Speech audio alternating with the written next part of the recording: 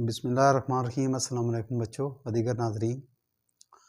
आज का हमारा जो टॉपिक है वो है कि बच्चों को घर पर कैसे छुट्टियां गुजारनी चाहिए और उनको अपना जो मुताला है उसको कैसे जारी रखना चाहिए। तो उसके लिए जो ज़रूरी 10 पॉइंट्स हैं वो मैं आपके गोश गुजार करना चाहता हूँ, तो इसे गौर कीजिए। पहला पॉइंट है टाइम टेबल बनाकर पढ़ना।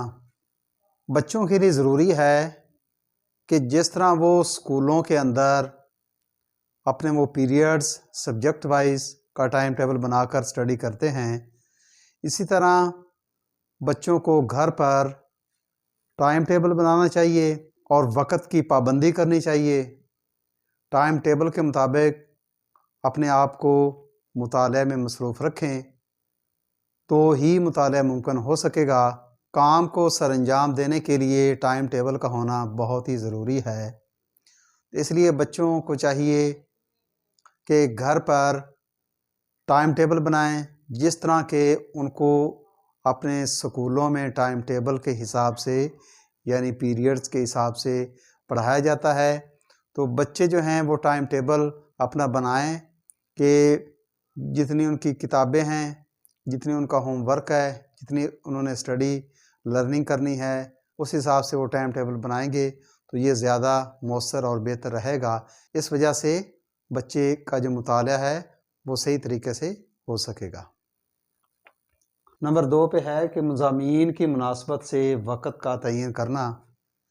अब टाइम टेबल बनाते वक्त इस बात का ख़ास ख्याल रखना है कि तमाम तर जो किताबें हैं वो एक जैसी नहीं होती हैं। कुछ मज़ामीन मुश्किल होते हैं, कुछ टाइम तलब होते हैं, यानी जो लेंथी होते हैं, जिनमें मेहनत ज़्यादा करनी पड़ती है।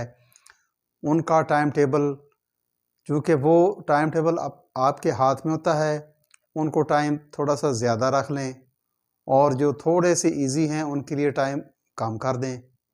तो इस तरह करके मज़ामीन की मुनासबत से अगर आप टाइम टेबल बनाएंगे, आप अच्छी तरह इस तरह मुताला कर सकेंगे, अपनी पढ़ाई जारी रख सकेंगे। नंबर 3 पे है वालिदैन से मुशावरत करना और मदद लेना।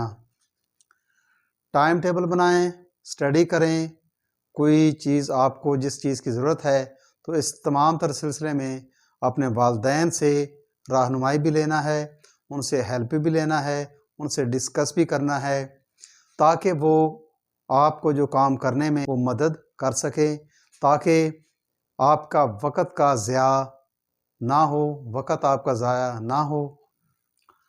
नंबर 4 पे है मुताले को नहायत तवज्जो से करना चाहिए। अब इस बात को आप यकीनी बनाएं कि जो भी आप काम करेंगे, जिस सब्जेक्ट का पढ़ेंगे, जिस हिसाब से पढ़ेंगे, उसमें आपकी गहरी दिलचस्पी भी होनी चाहिए और इंतहाई ज़्यादा तवज्जो होनी चाहिए ताकि आप उनके तसव्वुरात को समझ सकें, उस थीम को समझ सकें, उस लेसन को अंडरस्टैंड कर सकें और इस तरह आप से नशीन कर सकेंगे। नंबर 5 पे है वक्फ़ा में मुनासिब खेल में हिस्सा लेना। ज़रूरी नहीं है कि आप सारा दिन काम करते रहें और उसमें वक्फ़ा ना करें। आपने टाइम टेबल में एक मुनासिब वक्फ़ा रखना है जिसमें खाने का वक्फ़ा है, खेल का वक्फ़ा है।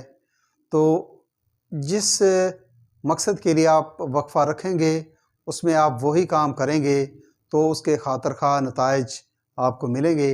अगर टाइम टेबल के अंदर आपने खेल के लिए वक्फ़ा रखा है तो आप मुनासिब खेल का इंतखाब करें जिसमें आप मौसम के लिहाज से भी और टाइम के लिहाज से भी आप हिस्सा ले सकें, ताकि आपकी जो फ़िज़िकल जो ग्रोथ है वो मुतासर ना हो।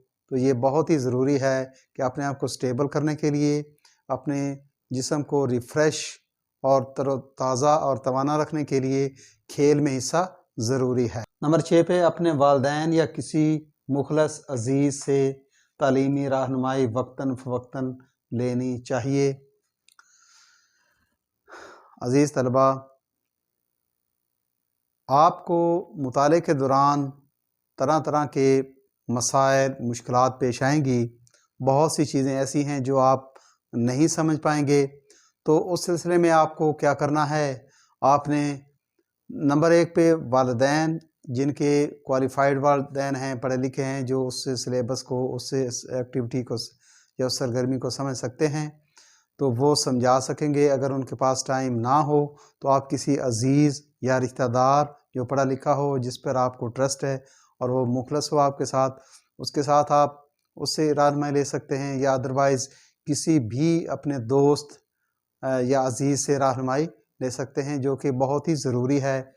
اگر آپ بغیر رہنمائی لیے پڑھتے جائیں گے تو آپ کو اس کا کوئی خاص آپ انڈرسٹینڈ نہیں کر سکیں گے، اور جس کا کوئی خاص آپ اسے سمجھ نہیں پائیں گے۔ لہٰذا اسٹڈی کو سمجھ کر پڑھنے کے لیے آپ کو وقتاً فوقتاً کسی سے رہنمائی حاصل کرنا بہت ضروری ہے۔ نمبر 7 پہ ہے روزانہ کی بنیاد پر خود کار ٹیسٹ لینا۔ تو یہ بات بہت ضروری ہے کہ جب آپ نے ایک دن کا کام کیا ہے، فرض کریں کہ آپ نے ایک کویسچن یاد کیا ہے، تو اس کا اسی بنیاد پر آپ ٹیسٹ لیں گے تو اس کا تصور کلیئر کرتے ہوئے اپنے وہ متعلقہ جو بک ہے، جو متعلقہ جو مضمون ہے، اس سے آپ میچ کریں گے، اسے دوبارہ اس سے ٹیلی کریں گے، اپنا جو کنسیپٹ ہے وہ کلیئر کریں گے۔ نمبر 8، مجبوری کے علاوہ وقت ضائع نہیں کرنا چاہیے۔ دیکھیں، پہلے تو آپ کو چاہیے کہ اللہ سے دعا کریں کہ تمام تر حالات خیریت سے رہیں۔ اگر خدا نخواستہ کسی بچے کو ایسی مجبوری ہے، ایسی کوئی رکاوٹ پیدا ہو گئی ہے، کوئی تکلیف ہو گئی ہے، کوئی بیماری ہے، یا کوئی ایسا کوئی ارجنٹ کام پڑ گیا ہے جس میں اس نے اپنے مطالعہ کو ترک کرنا ہے یا وقفہ کرنا یا چھوڑنا ہے، تو وہ انتہائی صورت میں آپ چھوڑیں گے، انتہائی مجبوری کی صورت میں چھوڑیں گے، ادروائز آپ نہیں چھوڑیں گے، اپنے ٹائم ٹیبل کو متاثر نہیں کریں گے۔ نمبر 9 پہ ہے چھٹیوں کے آخر پر خودکار ٹیسٹ اور دہرائی کرنا۔ جب چھٹیاں ختم ہونے کے قریب ہو رہی ہوتی ہیں تو تب آپ کو ایک جامع ٹیسٹ اپنے طور پہ لینا چاہیے، اور ہو سکے تو کسی کی نگرانی میں، جن کے والدین پڑھے لکھے ان کی نگرانی میں، یا عزیز رشتہ دار کی نگرانی میں اگر آپ ٹیسٹ کا انعقاد کریں گے، یا اس کا دوسرا طریقہ یہ بھی ہے کہ آپ چند دوستوں کے ساتھ مل کر بھی ٹیسٹ رکھ سکتے ہیں، جن میں آپ ایک دوسرے کے ٹیسٹ کا انالیسس بھی کر سکتے ہیں، تجزیہ بھی کر سکتے ہیں، تو اس طرح کر کے ایک دوسرے سے ہیلپ بھی لے سکتے ہیں۔ تو اس طرح کر کے آپ نے اپنا جو ٹیسٹ ہے وہ اس کا انعقاد لازمی طور پہ کرنا ہے، تاکہ آپ کو پتہ چل سکے کہ آپ نے کیا کچھ یاد کیا ہے۔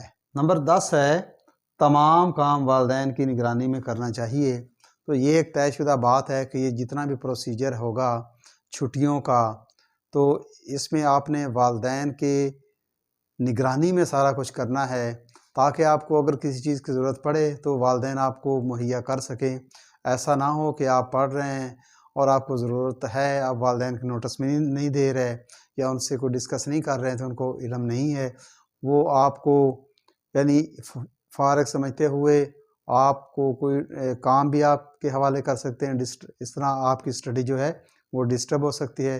تو اس چیز سے بچنے کے لیے اپنے ان کی نگرانی میں کام کرنا ہے، تو ان کی انوالومنٹ بہت ضروری ہے، تو اس چیز کا آپ نے خاص خیال رکھنا ہے۔